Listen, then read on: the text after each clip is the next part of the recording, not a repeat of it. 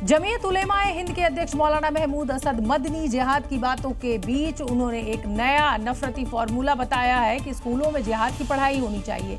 और इतना ही नहीं, वो ये भी कह रहे हैं कि जिहाद का विरोध करने वाले देश के गद्दार हैं। सबसे पहले इस बच्चों को नफरती सोच डालने वाले मदनी के इस बयान को सुनिए। बिल्कुल पढ़ाया जाना चाहिए। सब सारे धर्मों में ये चीज मौजूद है और सबको पढ़ाया जाना चाहिए। मतलब मौलाना की माने तो जिहाद देश का बच्चा साइंस, अंग्रेजी और बाकी चीजों पर कम ध्यान दे, लेकिन जिहाद जरूर पढ़े। इतना ही नहीं, वो तो जिहाद को बहुत पवित्र और धार्मिक शब्द है कि जिहाद एक धार्मिक पवित्र शब्दावली है इस्लाम की।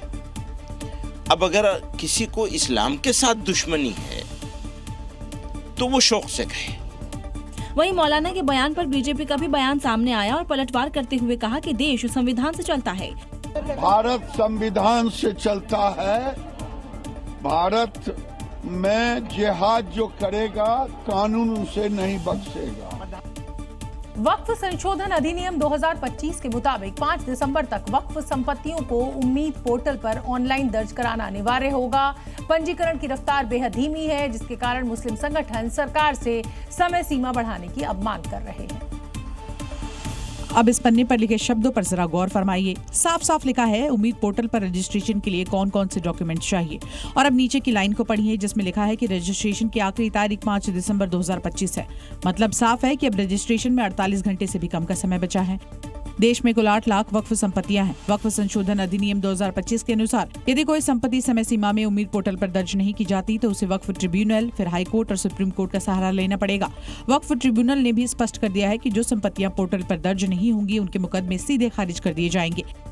सरकार से मुस्लिम नेताओं की मांग है कि उम्मीद पोर्टल की समय सीमा बढ़ाई जाए और सर्वर को तत्काल दुरुस्त किया जाए ताकि वक्फ संपत्तियां सुरक्षित रह सके। टीएमसी विधायक हुमायूं कबीर ने पश्चिम बंगाल प्रशासन को 6 दिसंबर वाली बड़ी धमकी दे दी है और वो कह रहे हैं कि 6 दिसंबर को मुर्शिदाबाद का हाईवे मुसलमानों का होगा, जिसे रोकना है रोक ले। बाबरी की आधारशिला भी वो रख के रहेंगे। अब ये समझना मुश्किल नहीं कि हुमायूं कबीर धमकियों पर उतारू हो गए हैं। वो बाबरी के लिए किसी भी हद तक जाने को तैयार हैं। चैलेंज থাকলো আমার মুর্শিদাবাদের প্রশাসনকে 6 তারিখে রেজিনগর থেকে বহরমপুর NH-34 আমার দখলে থাকবে, মুসলিমদের দখলে থাকবে, मुर्शिदाबाद मुस्लिमদের না। हुमायूं की इन धमकियों का सीधा मतलब ये है कि प्रशासन की इजाजत मिले ना मिले, विरोध कितना भी हो, वो बाबरी की नींव डालने के लिए कुछ भी करने को तैयार है।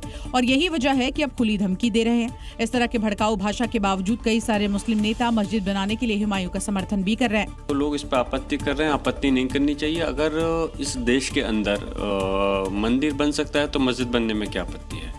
नाम से क्या दिक्कत है? किसी कोई अपनी जमीन पे कहीं भी कुछ कर ले। हुमायूं कबीर हर दिन बयानों की नई किश्त जारी कर देते हैं।